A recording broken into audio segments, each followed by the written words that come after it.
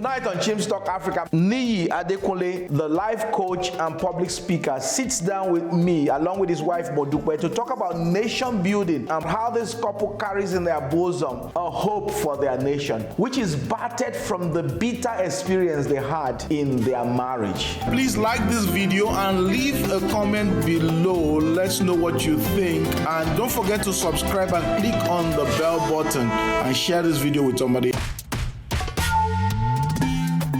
From Cape Town to Cairo and from Mogadishu to Dakar, this is Chim's Talk Africa.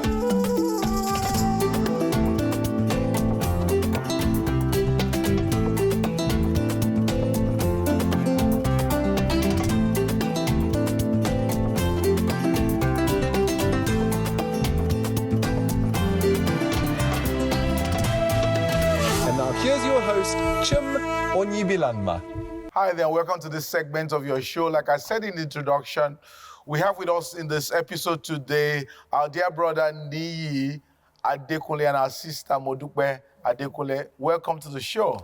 Thank you very much, Jim. Nice to be here. Good to be here. Niyi is a pastor of the Helper's House, as well as a business consultant, as well as many other things, including author, teacher. And he has told me, don't go into all of that. Let's focus on what we have to do today. And our dear sister Modupe is a creative who is involved in creating so many things, especially crafts and things like that. But you're here today to talk about something that burns in your heart, especially you, Niyi, which is the issue of nation building. And I'll call you a nation builder because you decided you carry a hope in your heart that there'll be a rebirth of this country, that where people see potholes and no hope, you see a great future to come. And she probably knows more than anybody else how much you carry that hope. Why do you carry this hope? Well, thank you very much. Hope. Can we actually live without hope? Why do I have hope in Nigeria? You know, it's not as if I had hope in Nigeria like that. Maybe there's a way God brought hope into my life. The story of Nigeria is out there, but Nigeria connected to my life. I'm in Nigeria, I live in Nigeria. And many years ago, when God had spoken to me, I was an engineering student, when God spoke to me about ministry and the kind of ministry and all that, and he told me about Nigeria, about, well, the nation, and he told me about family. It wasn't something very exciting for me because at that time, the word of faith, prosperity, the other things that people talk about.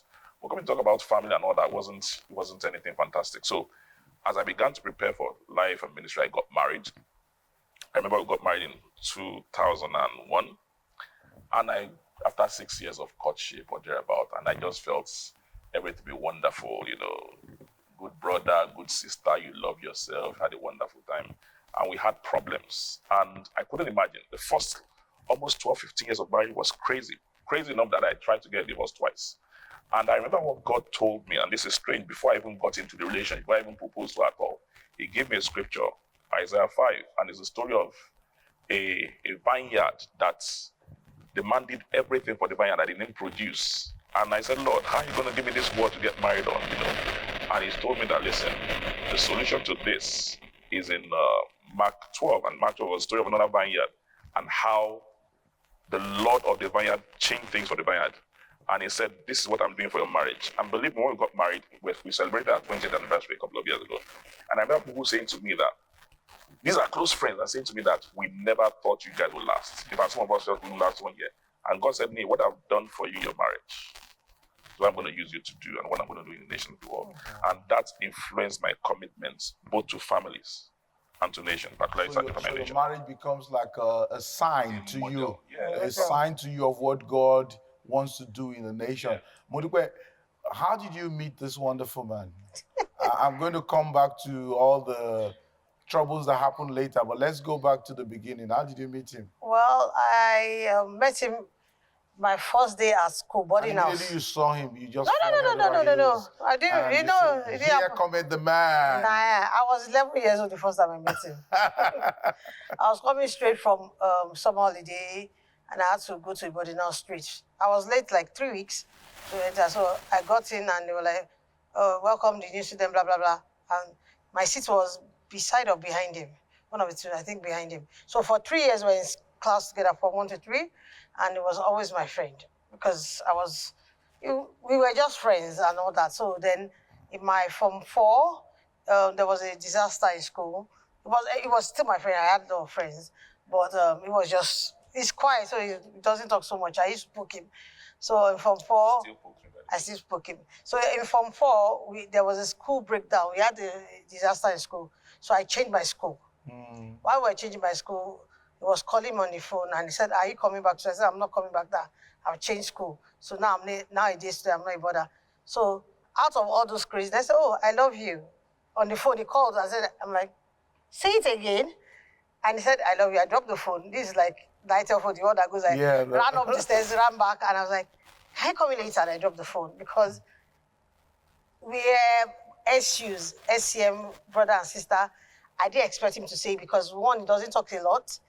And I didn't think he understood what love was. Not like that. Because it was just bro. Me, I'm the tush, he was doing bro. I'm like, so he said, "I love you." And I'm like, "Okay."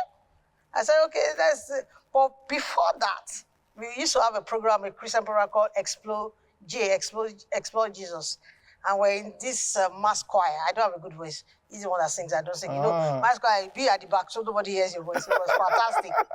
So, and I was standing, we were going to the hall. So I saw him from his hostel coming up. I was standing there. I can remember there was a water tank. I was like, run up. So because it was slow, I'm like, "Oh God, this way." So while I was waiting, something else dropped that's going to be your husband. I'm like, This is Form 3 or Form 2? Form 2.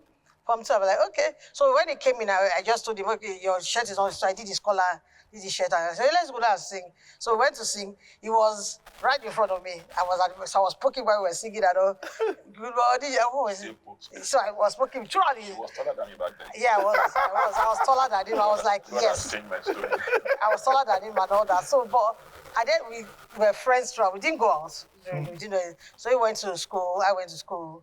Then from school, he went to Polytechnic. So after 2 years, he now proposed to me. But he didn't propose to me like that. So he went to my pastor, went to my mom. The normal SU route. Yes. Then everybody knew was going to propose to me except me. So that came to our sitting room. And because I'm like, "Oh, propose, you have one, he just came, I want you to be my fiancé." I said, "What's that?" I said, "Kneel down now. You don't know they do that." I said, "But this is what they are saying. I don't like it. That it's not romantic. It's nothing. You just said my father's sitting room, kind of boring man are you." And I said, "Come back in 2 days' time so that I can at least bring a ring or bring a flower." Never did. So, but that's how we started. And we've been on for 24 years. 23 years by August. By August, 23 years. Wow. Yeah, so we are friends actually. So you're basically high school sweethearts. If you say so, for him, yeah. Because it was not I loved you first. He wants me to say I love you first. It was what I said I love you first. So this love has started a long time ago. Yeah. So, and it culminated into marriage. Yeah. After so many years. Yes. And then you started the journey. Yeah. How can such a beautiful love story, become something that you decided at least twice that I'm going to divorce this woman? What started happening what started happening? Is she poking you again? Yeah, standard. I guess I've been poked all my life. Well, back in those days, we have more information now.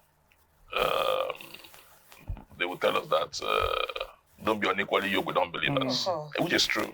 But beyond that, there are a lot of other things that are coming to play. Our backgrounds are very different. Our temperaments are very different. Our styles are very different. And interestingly, they don't allow you to test marriage. Test for 6 months before you. So you just enter the thing. If they allow you to test, maybe we'll get married. So by the time we began to live together, we are different. Dupe grew up in a single-parent home, in the sense that her dad died when she was about 5 years old. My dad and my mom were together. So she grew up like that. Her siblings grew up overseas. She was the only one at home for a long time. I always had the siblings. She was extroverted. I was very introverted. She had the way of, when things happen, she would come at it. I was avoidance. And we just couldn't handle a number of those things, And for me, were trained in Christianity that, listen, you know, no arguments, no fights, you know, so she was out there, but I just found out that I was internalizing those things without saying it, and it was causing more trouble. And the more she came at it, the more I went back to the point I just became tired. It just became real tired. And at the point I just felt like I couldn't handle this anymore. You know, Dupe wears her emotional face. I could internalize things, and she doesn't survive fools. All those, yeah, she says her mind, that's the way it is, you know. But it took a while. It took a while for us to begin to blend these things and all that. But, you know, so it's for the first 15 years, we're just crazy. You know, it's interesting how opposites attract. Yeah. And then the very opposites. Attacks. And so here you are. How many years into the marriage did you start to feel like, I can't take this anymore? Niyi? Maybe like the second year. Second year. Yeah, maybe like the second. And then at what stage did you go like, I'm going for a divorce? I think the first time was about, after about maybe the 9th or 10th year. 9th or 10th year. Then the last year. Did you know he was thinking of divorce? No, I wasn't until he told me, well, you know when you fight and you come and say, okay, let's settle this. Let's do this. I didn't know because it's not confrontational. He doesn't like argue. And me, I'm like, okay, you annoyed me, you pinched me. Why did you pinch me? Don't pinch me again. He goes, oh, the person didn't know he pinched you. No, the person pinched me. Let's say the reason why he pinched me. But we're like, oh, forget the person. No, me, I'm the... Let's talk about it first. No, you beat me, I beat you back. You go like, Lord of Moses, because he is like, forget it. No, I said, because you keep forgetting it, the person will keep doing it, and you get upset, and you know, he bottles up, that's him. Because he will tell you, he can tell me, right now, he can tell you the cloth and the shoe I wore the first time he saw me. Me, I can't remember. He will give you the date, time, the weather, he does all that. So I didn't know he was thinking about it. So when we were talking, so I thought I went to the lawyer. I said, for what? Say divorce. I said, he actually had gone to a lawyer. Well, I think we had a friend that was there, so he was thinking. And the lawyer said, me, I'm not even going to do that with you. Just go back home. So when he said that, and I said, really? And the person, I said, your mother first of all killed that lawyer before I go back. She will kill you because she loves you. But why would you think that? Why can't we discuss it? The reason why you want to go there because you don't like confrontations. But if you confront it and do it, it will go off. But because it always excuses people's bad behavior, then you internalize it, and the day it just blows up. I don't want it again. And I was happy that, you know, he's a very spiritual person, and God told him that you are the problem. Yes. So God was on your side. Yes, God was fighting my battles secretly. When God fights for you, fights secretly. So God told me that, go back home. You are the problem. If you have an issue, discuss with your wife. And if you can't discuss, look for somebody else to mediate between both of us. So, yeah, the second time, I don't know. The second time, even the lawyer he was telling some of his friends, well, they are not his friends, his pastor, so they're all under him. And those ones are pastor, no. You know, they were scared that how can a pastor be saying that? But you see, in Christendom, you have to know that pastors are human beings as well. Right? They go through things. They go through things. They have challenges just like you, but they know how to manage it well more than maybe the other people. And it's maturity. And you having ups and downs in marriage is good, because that way you build yourself for the next. That will happen again. You're like, okay, I'm seeing the signs coming. This is what you have done again. Don't let us go back there. Why did we marry? What's the foundation? Why did we marry? What's our goal in this marriage? Apart from both of us, the children and everybody, we are role models. If we are role models, yes, you can make mistakes, but you just those are your mistakes. You use it to teach other people. Okay, if you go this route, this is what we did, or maybe you can learn from us. Not all the time you have the perfect answers to solutions. So let's talk about you. Those first 10 years as the difference in personality were playing out. And, you know, he's feeling that tension. You are always like coming out and what was your own, of course, you're not thinking of divorce, but you two, you're facing the, this one, it's not sweet lullaby anymore. It's not it's not even romantic anymore. So what was going through your own space at that time? Like he said our backgrounds were different.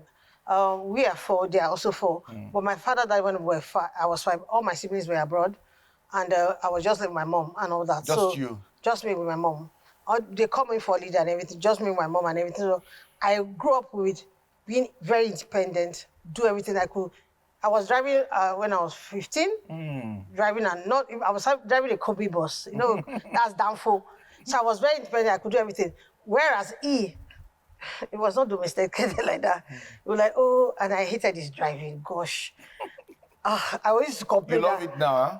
I keep quiet. That's the solution.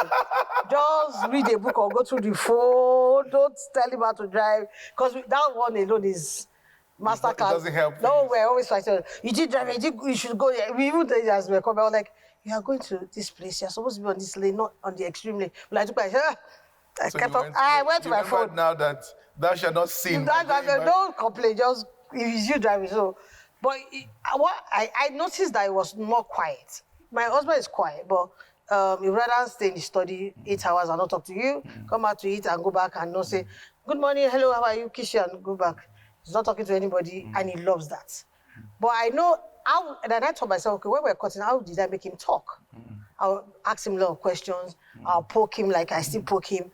And what do you think about this one? This person, then I bring up all the random gist that maybe how my day was. Can you imagine that my boss was just horrible today? Say, so what do you think? Whatever. And now I'm like, I want to blow him. He goes, but you shouldn't do that. You have to give an excuse. So there's conversation now. So when I noticed that I had to go back to the drawing board. Okay, what makes him calm? What am I making to agitate him? Like now, if I know I don't like something about him, what I do is that I don't complain about it. When at that point I probably wait for 2 or 3 days. I'm like, maybe when he's jovial, I'm like, what you thought about that day? Do you see it this way? I'm like, don't raise your voice. Don't have a ready-made answer. What do you think from my own perspective? This is how I'm seeing it.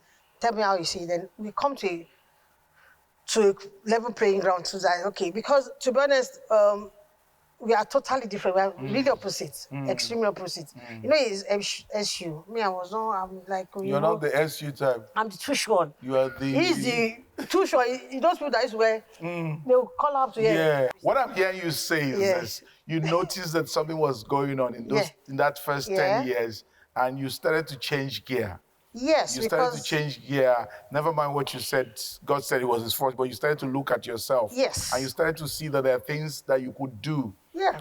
I love what you said. What can I do to bring peace? Yes. To help him have peace and have an environment where he thrives. Yes.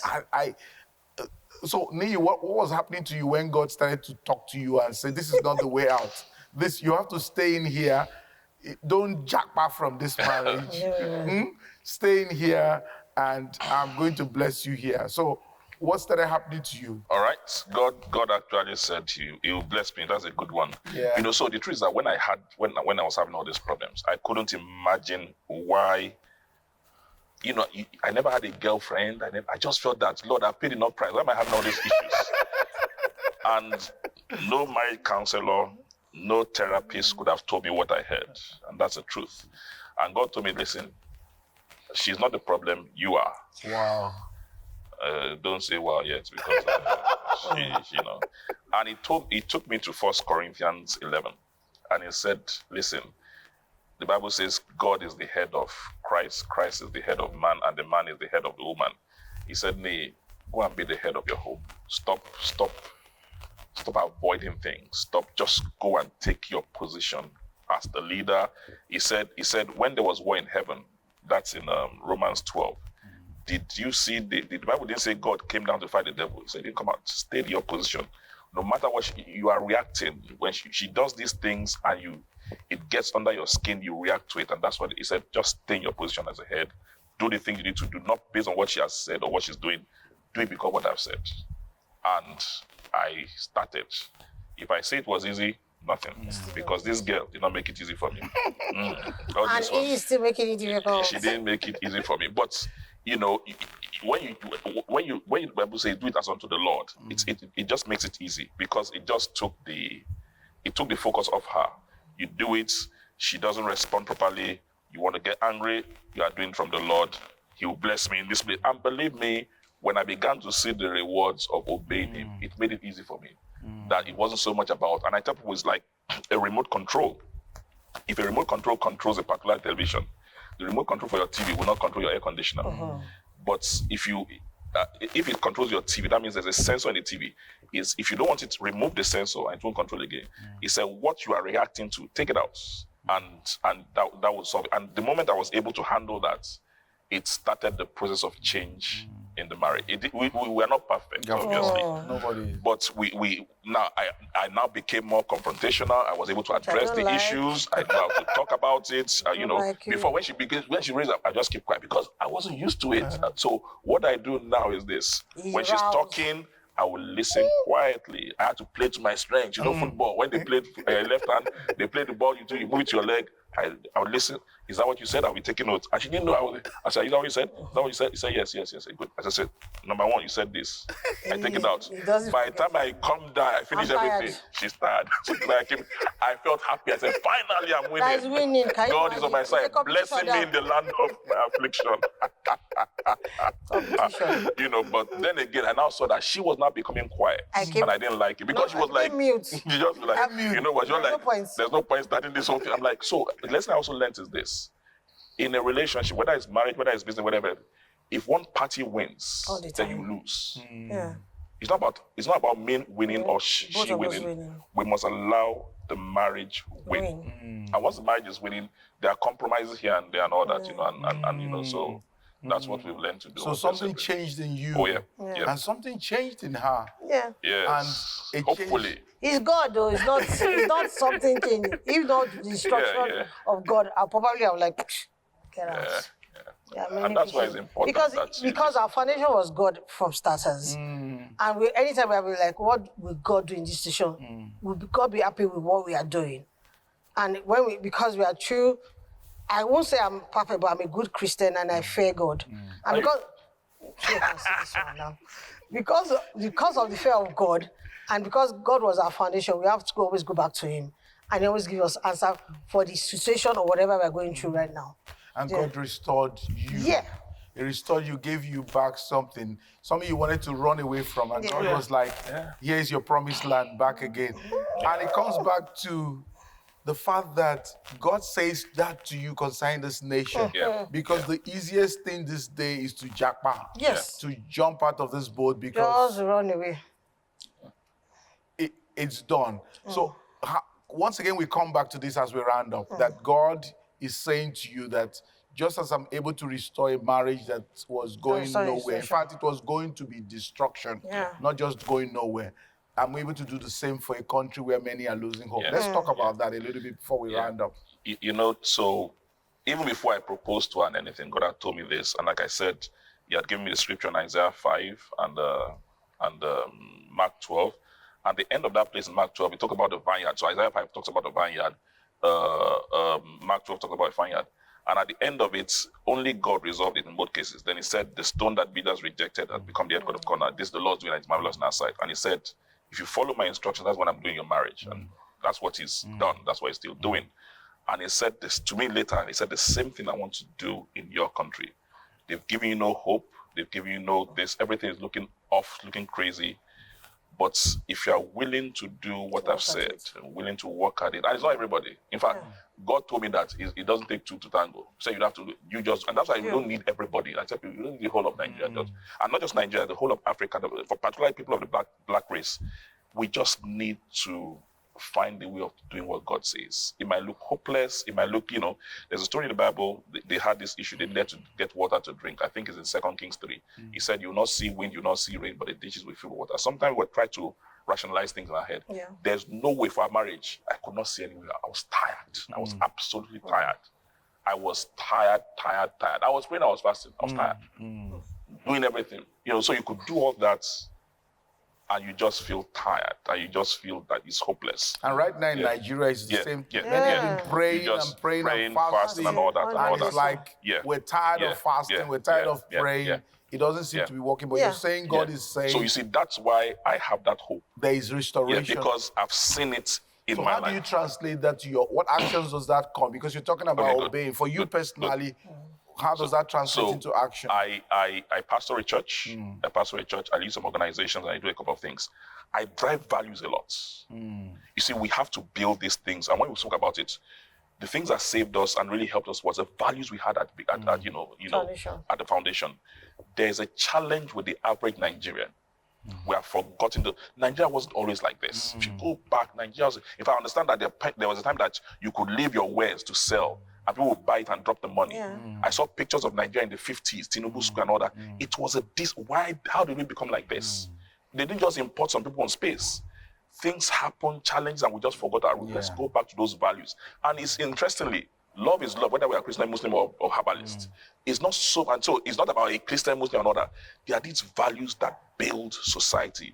It's in our national anthem. Arise, O compatriots, Nigeria, call the bay, to serve your fatherland with love, with strength, and with faith. Let's serve our fatherland in our homes, in our businesses, in our worship centers, as politicians, as whatever, with love, with strength, and with faith. So it's those obedience, responding to that in obedience that would turn something around. It doesn't have to be everybody doing it at the same time. Because our temptation is, let's do what everybody else is doing. Because what does my own response in obedience, how could that change anything? And you see, it's also in marriage it's not a conditional thing. I don't have to be good because you are good. You do what you are doing and I do what I'm doing. So in the same thing with our country, anywhere you are, just put your best where you are. Whether it's Nigeria, whether it's Togo, whether it's West Africa, anywhere in the world, just do that God demands of you. And gradually you begin to see the change happen. And I can say that because I've seen it in my marriage 23 years going. And I love the way we have seen how your marriage, right from the beginning, God told you. It's a parable of what he wants to see done. And I'm praying for a new Nigeria. Amen. I'm praying for newness to spring forth, restoration all across the continent. Thank you so much, Modupe. Thank you for having us. Niyi, for just coming to share with us your journey and sharing why you have hope and why you are nation builders. Thank you so much. Thank you very much. Nice being with you. And thank you so much for joining us this week, viewers. This is where we would say bye-bye. I'll see you same station, same time next week. Bye for now. Please like this video and leave a comment below. Let's know what you think. And don't forget to subscribe and click on the bell button and share this video with somebody else.